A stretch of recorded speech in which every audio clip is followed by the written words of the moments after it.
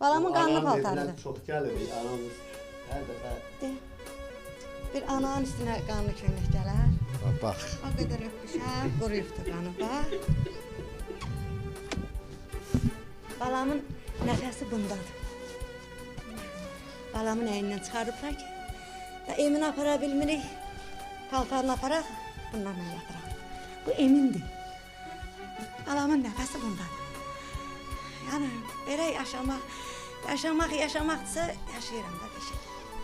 Yəni, balamın kəş bir körpəsi olardı, kəş toyunu eləmiş olsaydım, balamı istəyən vaxtı o körpəni basarım da bağırmağa.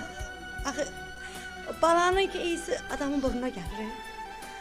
Onda nəyə basın bu yanan ürəyimə ki? Qaçıram, bunu basıram bağırmağa. Deyirəm, bu mənim balamın nəfəsidir. Bax, təri. Yumaram ki.